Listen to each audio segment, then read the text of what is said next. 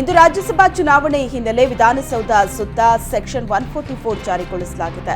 28ನೇ ತಾರೀಕು ಬೆಳಗ್ಗೆ 6 ಗಂಟೆವರೆಗೆ ನಿಷೇಧಾಜ್ಞೆ ಜಾರಿಗೊಳಿಸಿ ಆದೇಶಿಸಲಾಗಿದೆ.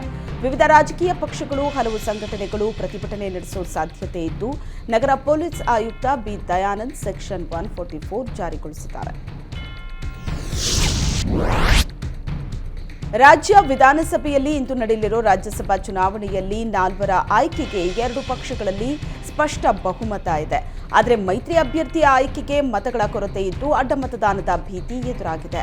ಈ ನಿಟ್ಟಿನಲ್ಲಿ ಬಿಜೆಪಿಯಿಂದ 66 ಶಾಸಕರಿಗೂ ವಿಪ್ ಜಾರಿ ಮಾಡಲಾಗಿದೆ. ಚುನಾವಣೆಗೆ ಈಗಾಗಲೇ ಕಾಂಗ್ರೆಸ್ನಿಂದ 3 ಅಭ್ಯರ್ಥಿಗಳು, ಬಿಜೆಪಿಯಿಂದ 1 ಹಾಗೂ ಬಿಜೆಪಿ ಜೆಡಿಎಸ್ ಮೈತ್ರಿ ಅಭ್ಯರ್ಥಿಯಾಗಿ ಒಬ್ಬರನ್ನ ಕಣಕ್ಕಿಳಿಸಲಾಗಿದೆ. ವಿಧಾನಸಭೆಯಲ್ಲಿ ಒಟ್ಟು 223 ಸದಸ್ಯರಿದ್ದು, ಹೃದಯಾಘಾತದಿಂದ ಮೃತಪಟ್ಟ ಸುರಪುರ ಶಾಸಕ ರಾಜ ವೆಂಕಟಪ್ಪ ನಾಯಕ್ ಹೊರತುಪಡಿಸಿ ಎಲ್ಲರೂ ಮತ ಚಲಾಯಿಸಲಿದ್ದಾರೆ. ಭಾರೀ ಕುತೂಹಲ ಕೆರಳಿಸಿರೋ ರಾಜ್ಯಸಭಾ ಚುನಾವಣೆಗೆ ಇನ್ನೇನು ಕೆಲವೇ ಗಂಟೆಗಳು ಬಾಕಿ ಇದೆ. 3 ಅಭ್ಯರ್ಥಿಗಳನ್ನು ಗೆಲ್ಲಿಸಬೇಕು ಅಂತ ತಂತ್ರ ರೂಪಿಸಿರೋ ಕಾಂಗ್ರೆಸ್ ನಾಳೆ ಮತದಾನಕ್ಕೆ ಕಡ್ಡಾಯವಾಗಿ ಇಂದು ಹಾಜರಾಗುವಂತೆ ತನ್ನ ಶಾಸಕರಿಗೆ ವಿಪ್ ಜಾರಿಗೊಳಿಸಿದೆ. ಚುನಾವಣೆಯಲ್ಲಿ ಕಾಂಗ್ರೆಸ್ನ 2 ಅಭ್ಯರ್ಥಿಗಳು ನಿರಾಯಾಸದ ಗೆಲುವನ್ನ ಸಾಧಿಸಲಿದ್ದಾರೆ. 3ನೇ ಅಭ್ಯರ್ಥಿ ಗೆಲ್ಲಿಸುವುದಕ್ಕೆ ಡಿಕೆಶಿ ಕಸರತ್ತು ನಡೆಸ್ತಾ ಇದ್ದು, ಅನ್ಯ ಪಕ್ಷದ ಅತೃಪ್ತ ಶಾಸಕರು ಪಕ್ಷೇತರ ಶಾಸಕರಿಗೆ ಗಾಳ ಬೀಸಿದ್ದಾರೆ. ಇಂದು ರಾಜ್ಯಸಭೆ ಚುನಾವಣೆ ಮತದಾನ ಹಿನ್ನೆಲೆ ಭಾರೀ ಕುತೂಹಲ ಕೆರಳಿಸಿದೆ. ಎಲ್ಲಾ ಪಕ್ಷಗಳಲ್ಲೂ ಅಡ್ಡ ಮತದಾನದ ಆತಂಕ ಮನೆ ಮಾಡಿದೆ. ಎಲ್ಲಾ ಪಕ್ಷಗಳು ಕೂಡ ಅಲರ್ಟ್ ಆಗಿವೆ. ಕಾಂಗ್ರೆಸ್ ಕೂಡ ಅಲರ್ಟ್ ಆಗಿದ್ದು, ಕಾಂಗ್ರೆಸ್ ಚುನಾವಣಾ ಏಜೆಂಟ್ ಆಗಿ ಸ್ವತಃ ಡಿಸಿಎಂ ಡಿಕೆಶಿ ಕಾರ್ಯನಿರ್ವಹಿಸುತ್ತಿದ್ದಾರೆ. ಇದಲ್ಲದೆ 3 ಕೈ ಅಭ್ಯರ್ಥಿಗಳಿಗೆ ಪೋಲಿಂಗ್ ಬೂತ್ ಏಜೆಂಟ್ ಆಗಿ 3 ಕಾಂಗ್ರೆಸ್ ನಾಯಕರಿಗೆ ಜವಾಬ್ದಾರಿಯನ್ನ ವಹಿಸಲಾಗಿದೆ. ಅಭ್ಯರ್ಥಿ ಅಜಯ್ ಮಾಕೆನ್ಗೆ ಪೋಲಿಂಗ್ ಏಜೆಂಟ್ ಆಗಿ ಶಿವಾಜಿನಗರ ಶಾಸಕ ರಿಜ್ವಾನ್ ಅರ್ಷದ್ ಕೆಲಸ ನಿರ್ವಹಿಸಲಿದ್ದಾರೆ. ಸೈಯದ್ ನಾಸಿರ್ ಹುಸೇನ್ಗೆ ಪೋಲಿಂಗ್ ಏಜೆಂಟ್ ಆಗಿ ಪರಿಷತ್ ಸದಸ್ಯ ಯುಬಿ ವೆಂಕಟೇಶ್ ಕಾರ್ಯನಿರ್ವಹಿಸಲಿದ್ದಾರೆ. ಇನ್ನು ಜಿಸಿ ಚಂದ್ರಶೇಖರ್ಗೆ ಪೋಲಿಂಗ್ ಏಜೆಂಟ್ ಆಗಿ ಪರಿಷತ್ ಮಾಜಿ ಸದಸ್ಯ ನಾರಾಯಣಸ್ವಾಮಿ ಕಾರ್ಯನಿರ್ವಹಿಸುತ್ತಾರೆ.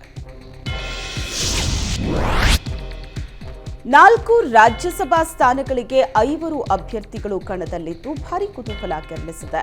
ಕಾಂಗ್ರೆಸ್ನಿಂದ ಕಣಕ್ಕಿಳಿದಿರೋ 3 ಅಭ್ಯರ್ಥಿಗಳು ಗೆಲ್ಲೋದು ಬಹುತೇಕ ಪಕ್ಕ ಆಗಿದೆ. ಇನ್ನು ಬಿಜೆಪಿ ಜೆಡಿಎಸ್ ಸೇರಿಕೊಂಡು 2 ಅಭ್ಯರ್ಥಿಗಳನ್ನ ಕಣಕ್ಕಿಳಿಸಿದ್ದಾರೆ. ಆದರೆ ಇವರಲ್ಲಿ 5ನೇ ಅಭ್ಯರ್ಥಿ ಕುಪೇಂದ್ರ ರೆಡ್ಡಿ ಗೆಲ್ಲಿಸೋದು ಮೈತ್ರಿ ನಾಯಕರಿಗೆ ಸವಾಲಾಗಿದೆ. 5ನೇ ಅಭ್ಯರ್ಥಿ ಗೆಲುವಿಗೆ ಬೇಕಾದ ಸಂಖ್ಯಾಬಲ ಇಲ್ಲದಿರುವುದು ಮೈತ್ರಿ ನಾಯಕರಲ್ಲಿ ಟೆನ್ಷನ್ಗೆ ಕಾರಣವಾಗಿದೆ. ಹೀಗಿರುವಾಗಲೇ ಜೆಡಿಎಸ್ ಶಾಸಕ ಶರಣಗೌಡ ಕಂದಕೂರ್ ಜೆಡಿಎಸ್ ವಿರುದ್ಧ ಮುನಿಸಿಕೊಂಡಿದ್ದಾರೆ.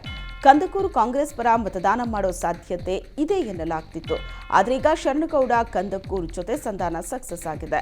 ಶರಣಗೌಡ ಕಂದಕೂರು ಭೇಟಿ ಮಾಡಿ ಮಾತನಾಡಿದ ಮಾಜಿ ಸಿಎಂ ಕುಮಾರಸ್ವಾಮಿ, ನಿಖಿಲ್ ಕುಮಾರಸ್ವಾಮಿ ಮನವೊಲಿಸುವಲ್ಲಿ ಯಶಸ್ವಿಯಾಗಿದ್ದಾರೆ. ಎಚ್ಡಿಕೆ ಸಂಧಾನದ ಬಳಿಕ ಕಂದಕೂರ್ ಬೆಂಗಳೂರಿಗೆ ಆಗಮಿಸಿದ್ದಾರೆ.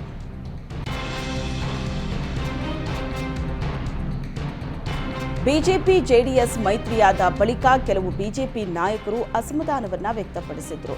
ಹಾಸನದಲ್ಲಿ ರಾಜ್ಯ ಬಿಜೆಪಿ ಪ್ರಧಾನ ಕಾರ್ಯದರ್ಶಿ ಪ್ರೀತಂ ಗೌಡ ಕೂಡ ಮೈತ್ರಿಗೆ ವಿರೋಧ ವ್ಯಕ್ತಪಡಿಸಿದ್ರು.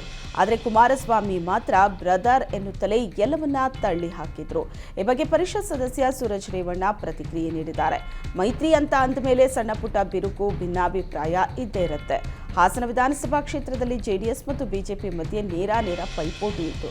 ಕೆಲವೊಂದು ವಿಷಯಗಳಲ್ಲಿ ಮನಸ್ತಾಪ ಇರುತ್ತೆ. ಎಲ್ಲವನ್ನ ಕೇಂದ್ರ ಮಟ್ಟದಲ್ಲಿ ನಮ್ಮ ಹಿರಿಯರು ಬಗೆಹರಿಸ್ತಾರೆ.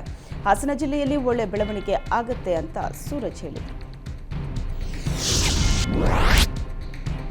ರಾಜ್ಯಸಭೆ ಚುನಾವಣೆಗೆ ಇಂದು ಮತದಾನ ನಡೀತಾ ಇದೆ. ಗೆಲ್ಲೋದಕ್ಕೆ ಬೇಕಾದ ಸಂಖ್ಯಾಬಲ ಇಲ್ಲದಿದ್ರೂ 5ನೇ ಅಭ್ಯರ್ಥಿಯನ್ನ ಕಣಕ್ಕಿಳಿಸಿರೋ ಬಿಜೆಪಿ ಜೆಡಿಎಸ್ ನಾಯಕರು ವಿಶ್ವಾಸಮತ ಬರುತ್ತೆ ಅಂತ ಹೇಳಿ ಸಂಚಲನ ಸೃಷ್ಟಿಸಿದ್ದಾರೆ. ಮೈತ್ರಿ ಅಭ್ಯರ್ಥಿ ಕುಪೇಂದ್ರ ರೆಡ್ಡಿ ಕೂಡ ಕೊನೆ ಗಳಿಗೆಯಲ್ಲೂ ಮ್ಯಾಜಿಕ್ ನಡೆಯೋ ನಿರೀಕ್ಷೆಯಲ್ಲಿದ್ದಾರೆ. ಈ ಬಗ್ಗೆ ಮಾತಾಡಿರೋ ಕುಪೇಂದ್ರ ರೆಡ್ಡಿ, ನನಗಂತೂ 100% ವಿಶ್ವಾಸ ಮತಗಳು ಬರುತ್ತೆ ಅಂತ ನಂಬಿಕೆ ಇದೆ. ಪಕ್ಷೇತರರಿಂದ ಬರ್ತಾವೋ ಅಥವಾ ಬೇರೆ ರೀತಿಯಿಂದ ಬರ್ತಾವೋ ಗೊತ್ತಿಲ್ಲ. ಒಟ್ನಲ್ಲಿ ನನಗೆ ವಿಶ್ವಾಸ ಮತಗಳು ಬರುತ್ತವೆ ಅನ್ನೋ ವಿಶ್ವಾಸವಿದೆ ಅಂತ ಕುಪೇಂದ್ರ ರೆಡ್ಡಿ ಹೇಳಿದ್ದಾರೆ. ರಾಜ್ಯಸಭೆ ಚುನಾವಣೆಯಲ್ಲಿ ಅಡ್ಡ ಮತದಾನದ ಆತಂಕ ವಿಚಾರ ಹಾಸನದಲ್ಲಿ ಮಾಜಿ ಸಚಿವ ಎಚ್ಡಿ ರೇವಣ್ಣ ಹೇಳಿಕೆ ನೀಡಿದ್ದಾರೆ. ನಮ್ಮ 5ನೇ ಅಭ್ಯರ್ಥಿ ಕುಪೇಂದ್ರ ರೆಡ್ಡಿಯವರು ಇದ್ದಾರೆ. 9 ತಿಂಗಳು ಕೆಲಸ ಮಾಡಿಲ್ಲ ಅಂತ ಕೆಲವು ಕಾಂಗ್ರೆಸ್ ಶಾಸಕರು ಅಸಮಾಧಾನಗೊಂಡಿದ್ದಾರೆ. ಅವರು ಕಾಂಗ್ರೆಸ್ ವಿರುದ್ಧ ವೋಟ್ ಹಾಕೋರಿದ್ರೆ ಕುಪೇಂದ್ರ ರೆಡ್ಡಿ ಅವರಿಗೆ ಮತ ಹಾಕಿ ಅಂತ ಎಚ್.ಡಿ. ರೇವಣ್ಣ ಹೇಳಿಕೆ ನೀಡಿದ್ದಾರೆ. ಕಳೆದ ಬಾರಿ ಸ್ವಾಭಿಮಾನದ ಹೆಸರಲ್ಲಿ ಚುನಾವಣೆ ಎದುರಿಸಿದ್ದ ಸುಮಲತಾ ಗೆದ್ದು ಬೀಗಿದ್ರು. ಇದೀಗ ಮತ್ತೆ ಅದೃಷ್ಟ ಪರೀಕ್ಷೆಗೆ ಇಳಿಯೋದಕ್ಕೆ ಸುಮಲತಾ ಮುಂದಾಗಿದ್ದಾರೆ.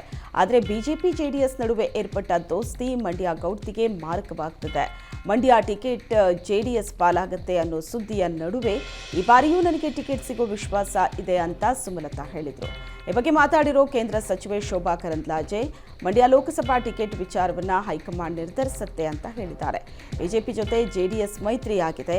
ಮಂಡ್ಯ ಟಿಕೆಟ್ ಜೆಡಿಎಸ್ಗೋ ಬಿಜೆಪಿಗೋ ಸದ್ಯಕ್ಕೆ ನಿರ್ಧಾರವಾಗಿಲ್ಲ.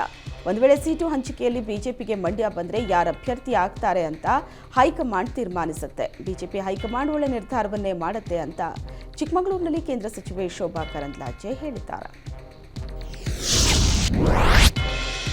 ಕೆಲ ದಿನಗಳಿಂದ ಬಿಜೆಪಿ ನಾಯಕರ ವಿರುದ್ಧ ಮುನಿಸಿಕೊಂಡಿದ್ದ ವಿ ಸೋಮಣ್ಣ ಯಾರ ಕೈಗೂ ಸಿಗದೆ ಸ್ವತಂತ್ರರಾಗಿ ಪಕ್ಷ ಚಟುವಟಿಕೆಯಲ್ಲಿ ತೊಡಗಿದ್ರು. ಅಲ್ಲದೆ ಲೋಕಸಭಾ ಚುನಾವಣೆ ಸ್ಪರ್ಧಿಸುವ ಲೆಕ್ಕಾಚಾರದಲ್ಲಿ ಭಾರಿ ಕಸರತ್ತು ನಡೆಸಿದ್ರು. ತುಂಬಾ ದಿನಗಳ ಬಳಿಕ ಸೋಮಣ್ಣ ವಿಜೇಂದ್ರ ಜೊತೆ ಕಾಣಿಸಿಕೊಂಡಿದ್ದಾರೆ. ಮಾಜಿ ಸಚಿವ ಗೋಪಾಲಯ್ಯ ಮಗನ ಎಂಗೇಜ್ಮೆಂಟ್ನಲ್ಲಿ ವಿಜೇಂದ್ರ ಮತ್ತು ಸೋಮಣ್ಣ ಮುಖಾಮುಖಿಯಾಗಿದ್ರು. ಇಬ್ಬರೂ ಪರಸ್ಪರ ನಗುತ್ತಲೇ ಮಾತನಾಡಿದ್ದಾರೆ.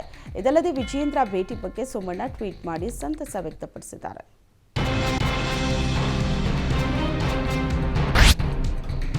ಬೆಂಗಳೂರಿನಲ್ಲಿ ನಂಬರ್ ಪ್ಲೇಟ್ ಮುಚ್ಚಿ ವಾಹನ ಚಲಾಯಿಸ್ತಾ ಇದ್ದ ಸವಾರನ ವಿರುದ್ಧ ಪ್ರಕರಣ ದಾಖಲಾಗಿದೆ. ಸ್ವಿಗ್ಗಿ ಡೆಲಿವರಿ ಬಾಯ್ ಆಗಿ ಕೆಲಸ ಮಾಡ್ತಾ ಇದ್ದ ಮೊಹಮ್ಮದ್ ಅಶ್ರಫ್ ಪೊಲೀಸರಿಗೆ ತಗಲಾಕೊಂಡಿದ್ದಾನೆ. ಟ್ರಾಫಿಕ್ ಫೈನ್ನಿಂದ ತಪ್ಪಿಸಿಕೊಳ್ಳೋದಕ್ಕೆ ನಂಬರ್ ಪ್ಲೇಟ್ ಅನ್ನು ಮುಚ್ಚಿಟ್ಟು ವಾಹನ ಚಾಲನೆ ಮಾಡ್ತಿದ್ದ. ಇದನ್ನ ಬೈಕ್ ಫೋಟೋ ತೆಗೆದು ಕೂಡಲೇ ಕ್ರಮ ಕೈಗೊಳ್ಳುವಂತೆ ಸಾಮಾಜಿಕ ಜಾಲತಾಣದಲ್ಲಿ ಪೋಸ್ಟ್ಗಳು ಹರಿದಾಡಿತ್ತು. ಪೋಸ್ಟ್ ವೈರಲ್ ಆದ ಬೆನ್ನಲ್ಲೇ ಸವಾರನನ್ನ ಪತ್ತೆ ಮಾಡಿದ ವೈಟ್ಫೀಲ್ಡ್ ಸಂಚಾರಿ ಪೊಲೀಸರು ಗಾಡಿ ಸಮೇತ ಮೊಹಮ್ಮದ್ ಅಶ್ರಫ್ನನ್ನ ವಶಕ್ಕೆ ಪಡೆದಿದ್ದಾರೆ. ವರ್ತೂರು ಠಾಣೆಯಲ್ಲಿ ಆರೋಪಿ ವಿರುದ್ಧ ಎಫ್ಐಆರ್ ದಾಖಲಾಗಿದೆ. ವಿವಿಧ ಬೇಡಿಕೆಗಳಿಗೆ ಈಡೇರಿಕೆಗೆ ಆಗ್ರಹಿಸಿ ಆಟೋ ಚಾಲಕರು ಹುಬ್ಬಳ್ಳಿಯಲ್ಲಿ ಪ್ರತಿಭಟನೆ ನಡೆಸಿದರು. ಉತ್ತರ ಕರ್ನಾಟಕ ಆಟೋ ರಿಕ್ಷಾ ಚಾಲಕರ ಸುರಕ್ಷಾ ಸಂಘದ ನೇತೃತ್ವದಲ್ಲಿ ಅಂಬೇಡ್ಕರ್ ವೃತ್ತದಿಂದ ತಹಶೀಲ್ದಾರ್ ಕಚೇರಿವರೆಗೆ ಪ್ರತಿಭಟನಾ ಮೆರವಣಿಗೆ ಮಾಡಲಾಯಿತು. ಆಟೋ ರಿಕ್ಷಾ ಚಾಲಕರಿಗೂ ಕಾರ್ಮಿಕ ಕಾರ್ಡ್ ವಿತರಿಸಬೇಕು. ಆಟೋ ಚಾಲಕರಿಗೆ HSRP ನಂಬರ್ ಪ್ಲೇಟ್ ಅನ್ನು ಉಚಿತವಾಗಿ ನೀಡಬೇಕು. ಆಟೋ ಚಾಲಕರ ಮಕ್ಕಳಿಗೂ ವಿದ್ಯಾರ್ಥಿ ವೇತನ ನೀಡಬೇಕು ಅನ್ನೋ ಬೇಡಿಕೆಗಳನ್ನು ಈಡೇರಿಸುವಂತೆ ಆಗ್ರಹಿಸಿ ಪ್ರತಿಭಟನೆ ನಡೆಸಿದ್ರು. ತಹಶೀಲ್ದಾರ್ ಮೂಲಕ ರಾಜ್ಯ ಸರ್ಕಾರಕ್ಕೆ ಮನವಿ ಮಾಡಿದ್ರು. ಭಾರತ್ ಸ್ಕೌಟ್ಸ್ ಗೈಡ್ಸ್ ರಾಷ್ಟ್ರೀಯ ಭಾವೈಕ್ಯತಾ ಶಿಬಿರದಲ್ಲಿ ಕರ್ನಾಟಕ ಪ್ರತಿನಿಧಿಸಿದ ದಕ್ಷಿಣ ಕನ್ನಡ ಜಿಲ್ಲೆಯ ವಿದ್ಯಾರ್ಥಿಗಳು ದ್ವಿತೀಯ ಸ್ಥಾನ ಪಡೆದಿದ್ದಾರೆ. ಸಮಗ್ರ ಪ್ರಶಸ್ತಿ ವಿಭಾಗದಲ್ಲಿ ಬಂಟ್ವಾಳ ತಾಲೂಕಿನ ಮಾಣಿಪರಾಜಿಯ ಬಾಲವಿಕಾಸ ಆಂಗ್ಲ ಮಾಧ್ಯಮ ಶಾಲೆ ವಿದ್ಯಾರ್ಥಿಗಳು ಸಾಧನೆಗೈದಿದ್ದಾರೆ. ದ್ವಿತೀಯ ಸ್ಥಾನ ಪಡೆದು ತವರಿಗೆ ಬಂದ ವಿದ್ಯಾರ್ಥಿಗಳನ್ನು ಅದ್ದೂರಿಯಾಗಿ ಸ್ವಾಗತಿಸಲಾಯಿತು. ಹರಿಯಾಣದ ಗಡ್ಪುರಿಯಲ್ಲಿ ಫೆಬ್ರವರಿ 19ರಿಂದ 23ರವರೆಗೆ ಏಕ್ ಭಾರತ್ ಶ್ರೇಷ್ಠ ಭಾರತ್ ಥೀಮ್ನಲ್ಲಿ ನಡೆದ ಕಾರ್ಯಕ್ರಮದಲ್ಲಿ ವಿದ್ಯಾನಗರದ ಬಾಲವಿಕಾಸ ಆಂಗ್ಲ ಮಾಧ್ಯಮ ಶಾಲೆಯ 18 ಸ್ಕೌಟ್ಸ್ ಗೈಡ್ಸ್ ಹಾಗೂ 2 ಶಿಕ್ಷಕರು ಪ್ರತಿನಿಧಿಸಿದ್ರು. ಈ ತಂಡ ದ್ವಿತೀಯ ಸಮಗ್ರ ಪ್ರಶಸ್ತಿ ಪಡೆದುಕೊಂಡಿದೆ. ವಿಜೇತರಾದ ಸ್ಕೌಟ್ಸ್ ಗೈಡ್ಸ್ ವಿದ್ಯಾರ್ಥಿಗಳು ಹಾಗೂ ಶಿಕ್ಷಕರನ್ನ ಮೆರವಣಿಗೆಯ ಮೂಲಕ ಸ್ವಾಗತಿಸಲಾಯಿತು. ಮೆರವಣಿಗೆಯಲ್ಲಿ ಬಾಲವಿಕಾಸದ ಬ್ಯಾಂಡ್, ಸ್ಕೌಟ್ಸ್ ಮತ್ತು ಗೈಡ್ಸ್ ವಿದ್ಯಾರ್ಥಿಗಳು, ಶಿಕ್ಷಕರು, ಪೋಷಕರು ಭಾಗವಹಿಸಿದ್ರು. ಭಾವಯಾನ ಗೆಲುವಿನ ಪಯಣ ಅಭಿನಂದನಾ ಕಾರ್ಯಕ್ರಮ ಕೂಡ ಆಯೋಜಿಸಲಾಗಿತ್ತು. ಮೈಸೂರು ನಾಗರಿಕ ವೇದಿಕೆ ಆಯೋಜಿಸಿದ್ದ ಧನ್ಯವಾದ ಧನ್ವಂತರಿ ಕಾರ್ಯಕ್ರಮದಲ್ಲಿ ಜಯದೇವ ಆಸ್ಪತ್ರೆ ಮಾಜಿ ನಿರ್ದೇಶಕ ಪದ್ಮಶ್ರೀ ಪುರಸ್ಕೃತ ಡಾಕ್ಟರ್ ಸಿಎನ್ ಮಂಜುನಾಥ್ಗೆ ಅಭಿನಂದನೆ ಸಲ್ಲಿಸಲಾಯಿತು. ಮೈಸೂರಿನ ಕಲಾಮಂದಿರದಲ್ಲಿ ನಡೆದ ಕಾರ್ಯಕ್ರಮದಲ್ಲಿ ಡಾಕ್ಟರ್ ನಿರ್ಮಲಾನಂದನಾಥ ಸ್ವಾಮೀಜಿ ಹಾಗೂ ಸುತ್ತೂರು ಶಿವರಾತ್ರಿ ದೇಶಿಕೇಂದ್ರ ಸ್ವಾಮೀಜಿ ಭಾಗಿಯಾಗಿದ್ದರು. ಸಮಾರಂಭದಲ್ಲಿ ಶ್ರೀಗಳು ಡಾಕ್ಟರ್ ಸಿಎನ್ ಮಂಜುನಾಥರನ್ನ ಸನ್ಮಾನಿಸಿದ್ರು. ಮಂಜುನಾಥ್ ಅವರ ಪತ್ನಿ ಅನುಸೂಯ ಹಾಗೂ ತಾಯಿ ಶಂಭಮ್ಮರಿಗೂ ಸನ್ಮಾನ ಮಾಡಲಾಯಿತು. ಮೈಸೂರು ನಾಗರಿಕ ವೇದಿಕೆ ಸದಸ್ಯರು ಡಾಕ್ಟರ್ ಸಿಎನ್ ಮಂಜುನಾಥ್ಗೆ ಹೃದಯ ಮಾದರಿಯ ವಿಶೇಷ ಉಡುಗೊರೆಯನ್ನ ನೀಡಿದರು. ಗೋ ಬ್ಯಾಕ್ ಶೋಭಕ್ಕ ಪತ್ರ ಚಳುವಳಿ ಮಧ್ಯೆಯೂ ಕೇಂದ್ರ ಸಚಿವೆ ಶೋಭಾ ಕರಂದ್ಲಾಜೆ ಅಬ್ಬರದ ಪ್ರಚಾರ ಮಾಡುತ್ತಿದ್ದಾರೆ. ಚಿಕ್ಕಮಗಳೂರು ನಗರದ ಜಯನಗರ ಬಡಾವಣೆಯಲ್ಲಿ ಸ್ವತಃ ಶೋಭಾ ಕರಂದ್ಲಾಜೆ ಅವರೇ ಬ್ರಷ್ ಹಿಡಿದು ರಸ್ತೆ ಬದಿ ಗೋಡೆ ಮೇಲೆ ಕಮಲದ ಹೂ ಚಿತ್ರ ಬಿಡಿಸಿ ಚುನಾವಣಾ ಪ್ರಚಾರವನ್ನ ಕೈಗೊಂಡಿದ್ದಾರೆ.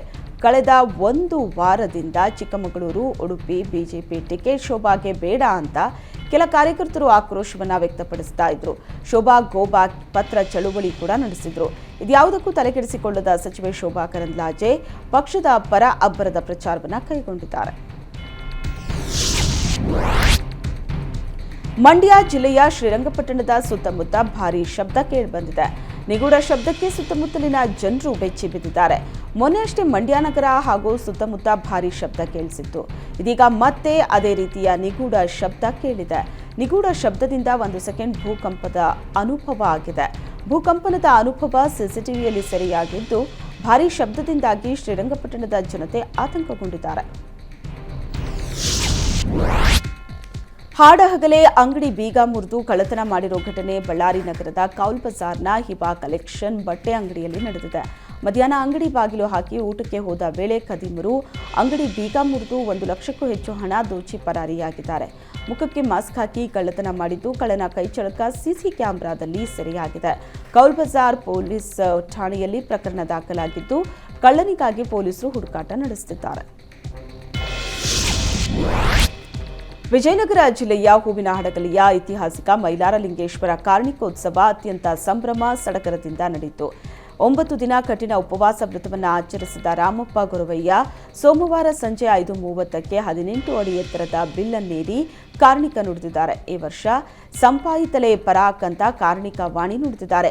ಪ್ರತಿ ವರ್ಷ ಭರತ ಹುಣ್ಣಿಮೆ ಸಮಯದಲ್ಲಿ ಮೈಲಾರದ ಮೈಲಾರಲಿಂಗೇಶ್ವರನ ಜಾತ್ರೆ ನಡೆಯುತ್ತೆ. ಜಾತ್ರೆ ಪ್ರಯುಕ್ತ ಮೈಲಾರದ ಡೆಂಕನಮರಡಿಯಲ್ಲಿ ಕಾರ್ಣಿಕೋತ್ಸವ ನಡೆಯುತ್ತೆ. ಈ ವರ್ಷದ ಸಂಪಾಯಿತಲೆ ಪರಾಕ್ ಅಂತ ಕಾರ್ಣಿಕ ನುಡಿಯಲಾಗಿದೆ. ಈ ವರ್ಷ ಮಳೆ ಬೆಳೆ ಸಮೃದ್ಧವಾಗಲಿದೆ ಅಂತ ವಿಶ್ಲೇಷಣೆ ಮಾಡಲಾಗ್ತಿದ್ದು, ರೈತ ಸಮುದಾಯಕ್ಕೆ ಮೈಲಾರ ಕಾರ್ಣಿಕ ಸಂತಸ ತಂದಿದೆ.